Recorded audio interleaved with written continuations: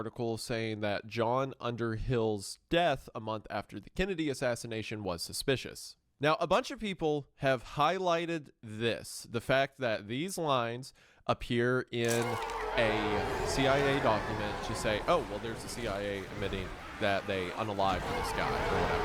When no, that is just the CIA quoting an article that said the CIA did it. It goes on to say the verdict of suicide and Underhill's death is by no means convincing. His body was found by a writing collaborator after findings of his recovery. He had been shot behind the left ear and an automatic pistol was under his left side. Odd, says Brian, because Underhill was right-handed.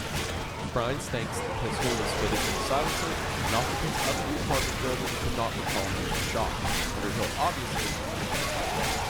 So no, the CIA is not weirdly wording this to talk about themselves in the third person and imply they might have had something to do with it. Again, they're just quoting the article. So then, that quote within this memo is replied by a check of what the CIA knows about John Underhill. They talk about his military career some before saying a CIA memo of February and October 1949 show that there was interest by the New York office of the OO Contact Division in using subjects as a contact for intelligence. Name checks were conducted with various military members of the intelligence community. These yielded insufficient information, and OO was advised that contact should be developed with caution on a limited basis, and that subject was not to receive information classified higher than confidential. So the original Rampart article is saying that Underhill had very close, strong connections to the CIA. The CIA memo here is saying that in 1949 we checked him out for it, but evaluated that we couldn't give him super secret stuff and could only use him in a limited capacity.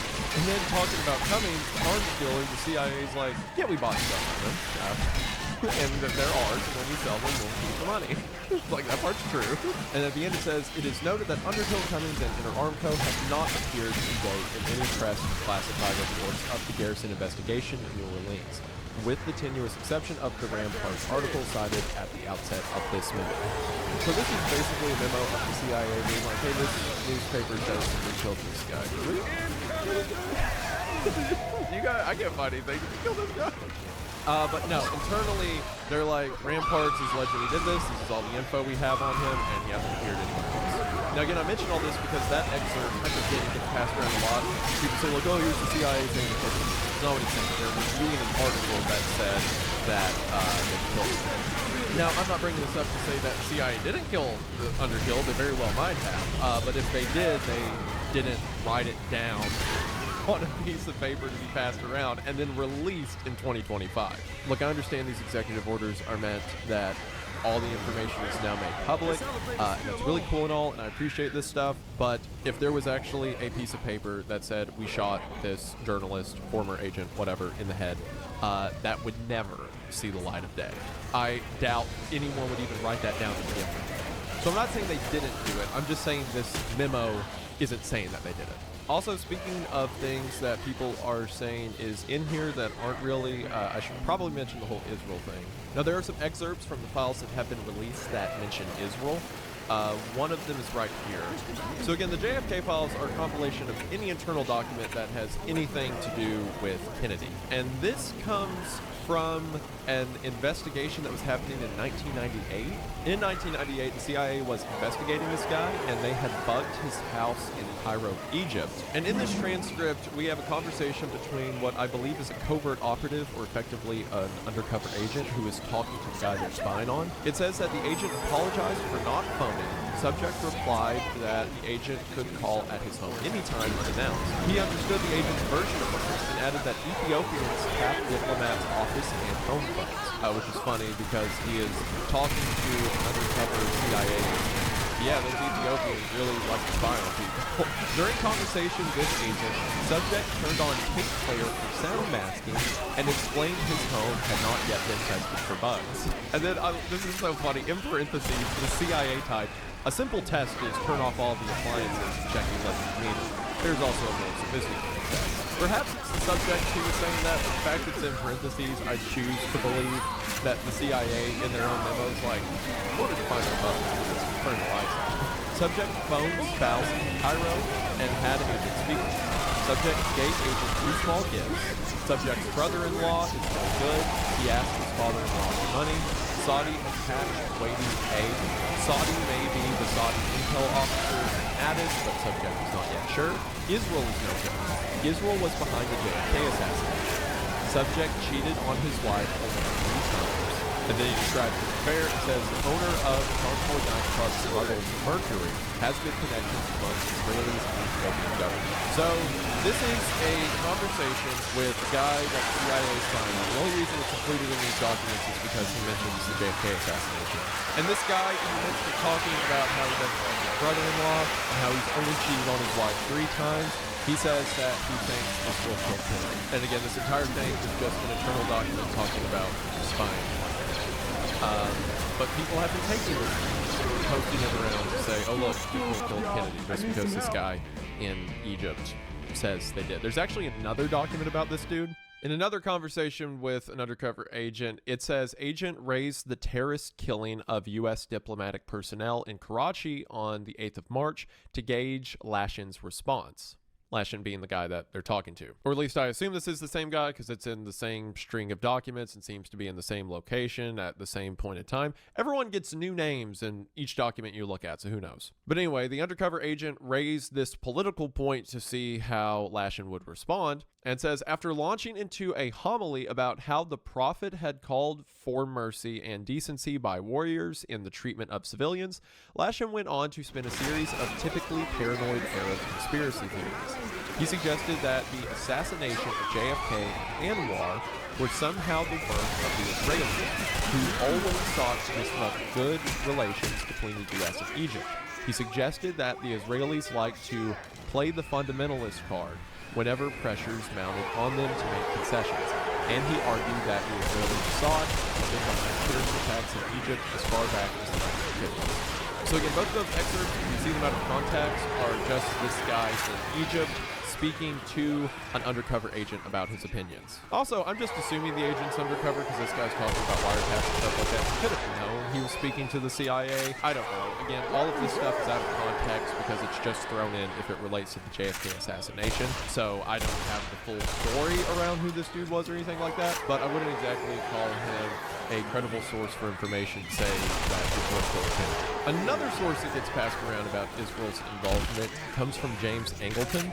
James Angleton was a CIA agent who testified at a lot of the assassination hearings and things like that. And internally, they say he has numerous foreign sources and channels for developing information.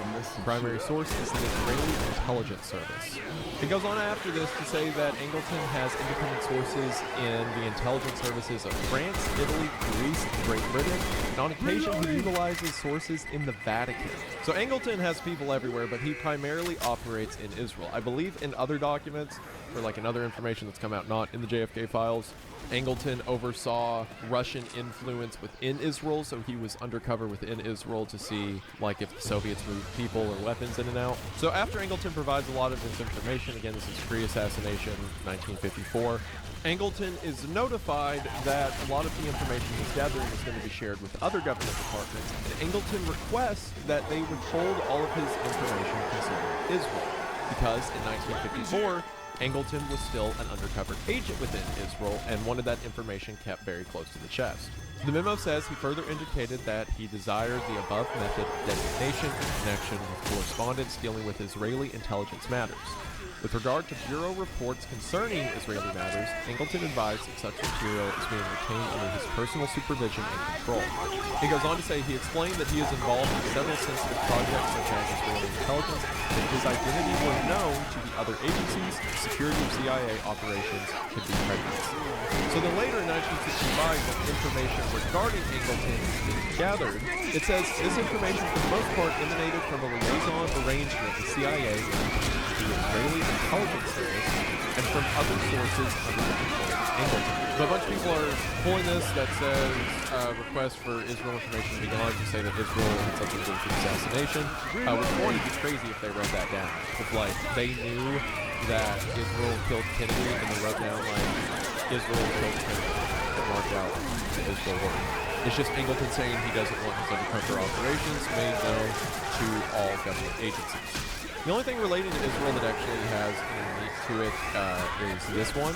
So this memo is regarding a comment that was made to an ATF agent the day before the Kennedy assassination. After the Kennedy assassination, an ATF agent who was investigating arms deals down in Cuba and like southern Florida says that a man named Echeverria allegedly made a comment the day before the assassination of President John F. Kennedy that, quote, "We now have plenty of money. Our new backers are Jews.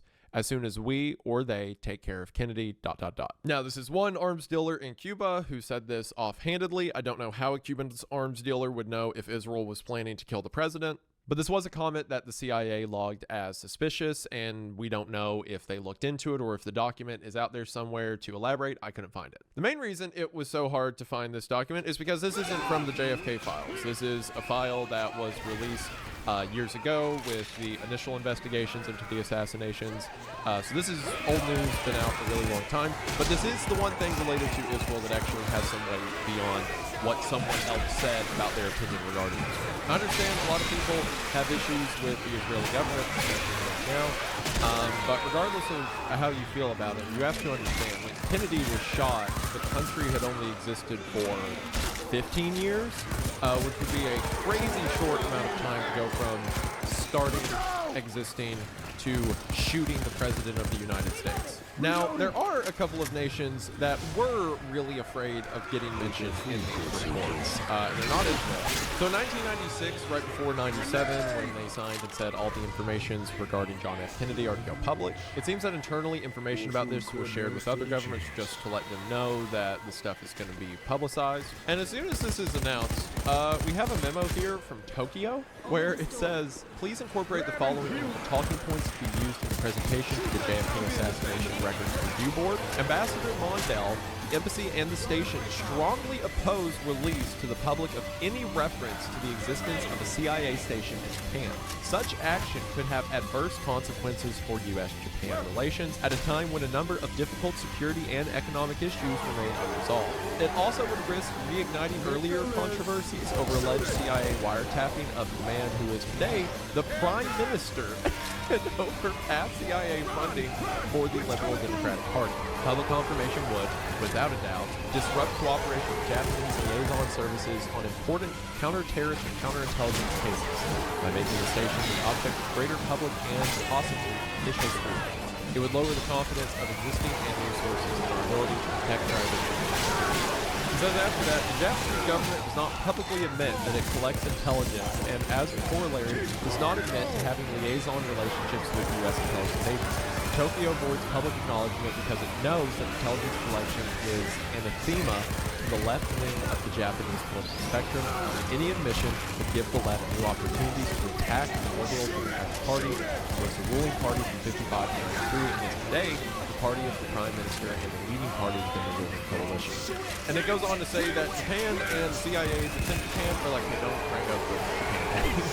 Apparently at the time, I guess Japanese citizens just didn't know that they could be spied on by the government as they were being spied on by the Japanese and United States government. Similarly, there are a ton of documents of the Australian Central Intelligence Agency pleading for the United States to not release information about their records of spying on people. I don't know what the Australian CIA was hiding, but there's like half a dozen in here that are basically just going, please, please, please, please.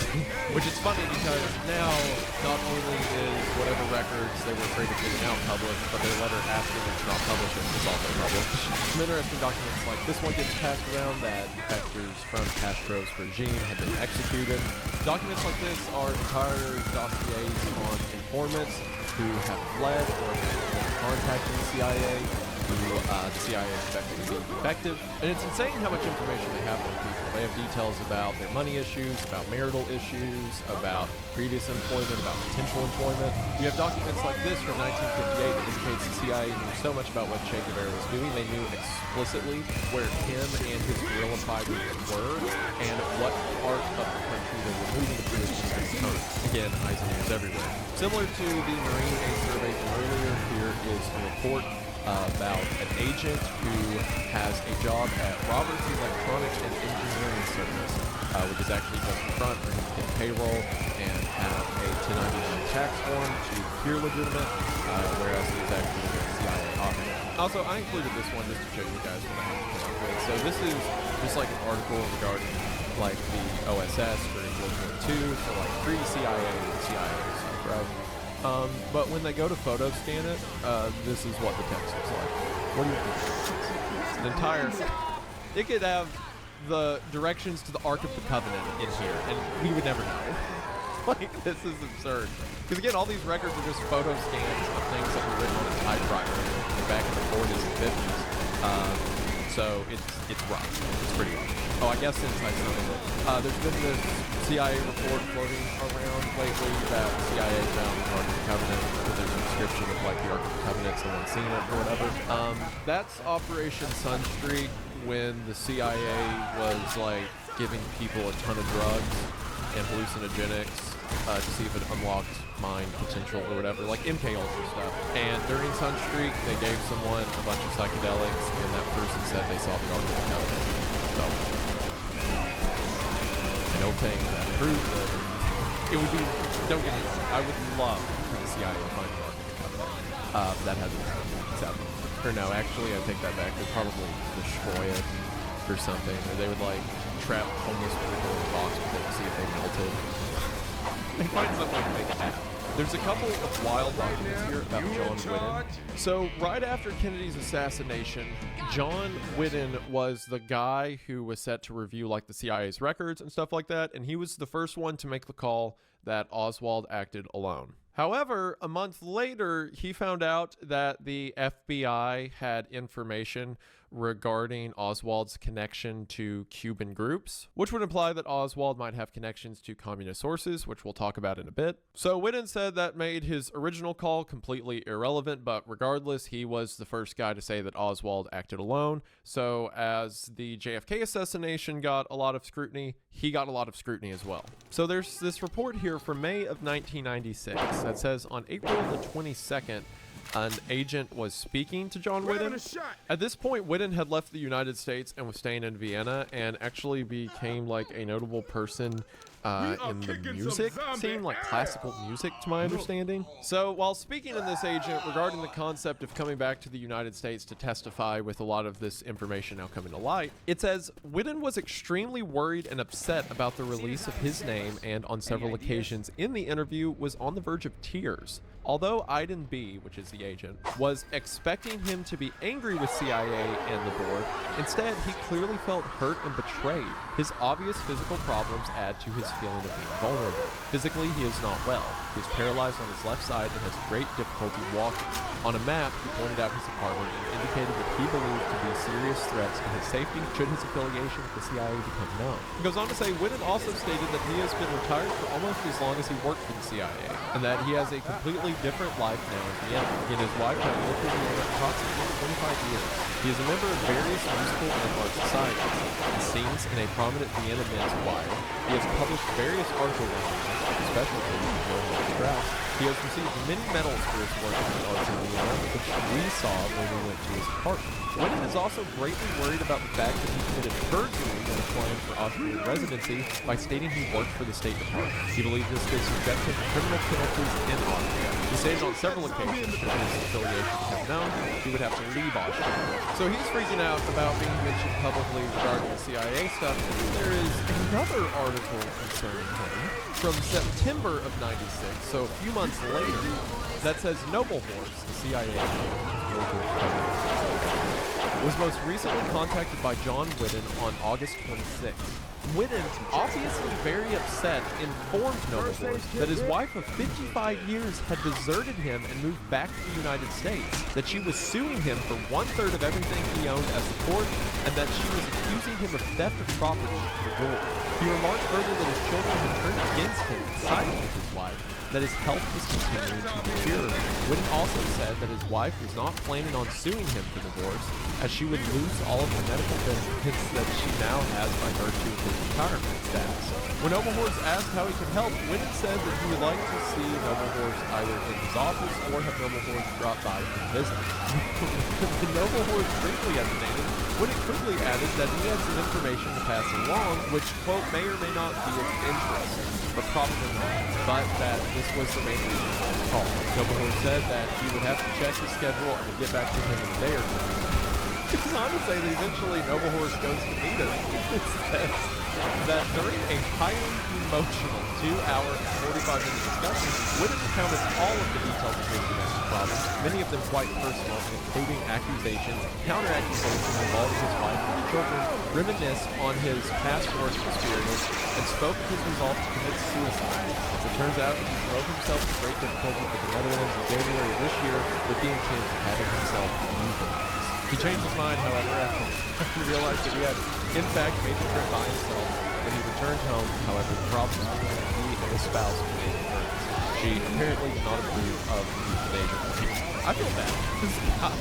Like, I know he was the first one to say Oswald actually caused a lot of problems, but they were withholding information from him. I'm sure he was acting in good faith. Now he seems like this is rough. During the discussion, which Whittem broke down in tears several times, he also expressed his determination not to move back to Congress. According to him, should he do so, his family would have him placed in a nursing home, a fate which he is absolutely not willing to accept. As an alternative, his wife has indicated to him that his family would stipulate to arrange a small apartment for him in which to live, but that she would pay only occasional visits and would not live with him. Poor guy. It's so weird because I've seen the name Whittem so many times in JFK files and stuff because like he was the first guy to come forward, first guy to come forward. So it's like in my mind before this, he was just like a stoic, CIA. Now they're even mean to him in the report. It says after collecting the information Whittem had, and then in parentheses, which station believes to be of little or no useful value. This guy lies to an agent to get him to come over so he has someone to talk to. And the agency's like, yeah, he did. Keeps getting worse. Noble Horse explained to Whittem that for security considerations, it would be best if he no longer contacted Noble Horse except in the event of an emergency. It's like, please never speak to me again. Noble Horse said that he was sorry he had to do this as he had enjoyed getting to know Whittem, but that the consular section was better equipped to deal with these kinds of problems. It says that Whittem wants to take his wife and children to trial to get them to, quote, admit to their lies.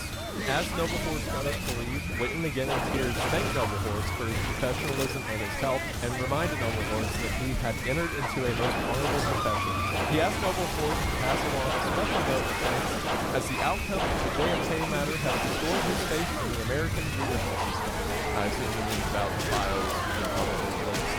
Whittem bade his farewell by noting it would be the last time he would meet, which Noble Horse did.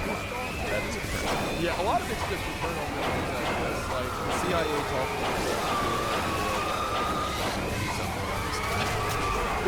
like, it might be a shadow hand organization that flips smaller ways out, sure.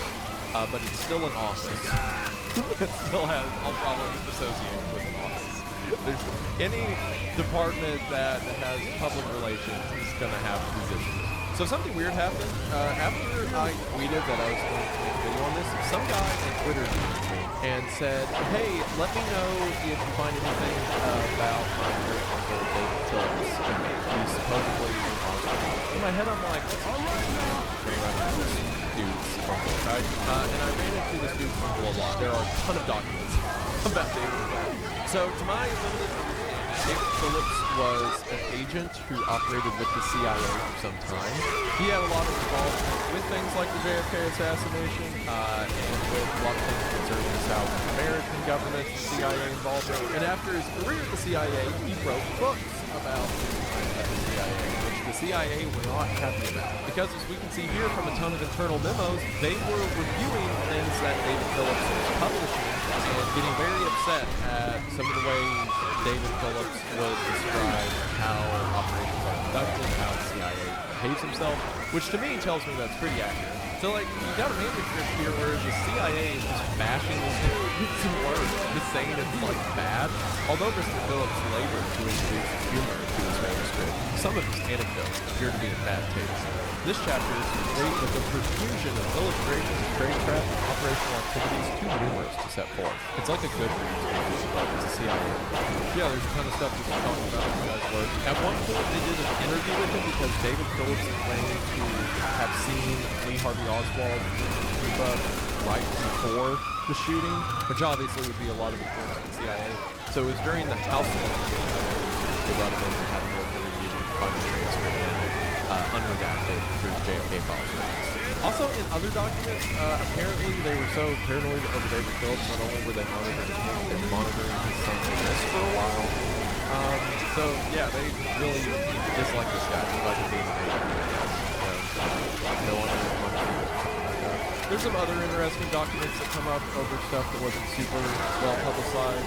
Like this document details a group of 4 American soldiers in Vietnam who defected, effectively joining a communist rebel force in the region. There's some other interesting documents, like the FBI wanted information on how regions like Cuba and Latin America responded to Martin Luther King's death. There's some interesting stuff like this, like during 1996 when the Assassination Review Board was interviewing people regarding the CIA involvement. The person conducting the interview asked, how many real businesses or contrived facilities in the commercial cover program are connected to the publications industry? And the response is, the real businesses are loosely connected to the publications industry, and the names of the contrived facilities. So really roundabout way of saying, like, so in publications, how many companies work for the CIA? And it's like, I mean, there's a few, and there's a few others who are. But then the next question, how many companies participated in the commercial cover program in the 60s, and how many participate today? The response, approximately 500 companies participated in the commercial cover program, and 1,800 are currently in the program.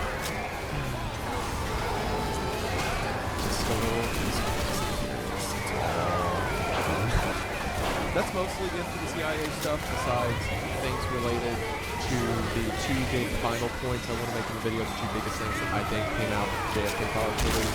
Again, most of it is reports, documentation about in-house stuff. I brought up stuff that I thought was interesting. For a lot of the FBI stuff, it's mostly just like spying on people in the United States. Like it's forward reports regarding investigations of interest, people talking to the Soviets, talking to Cuba.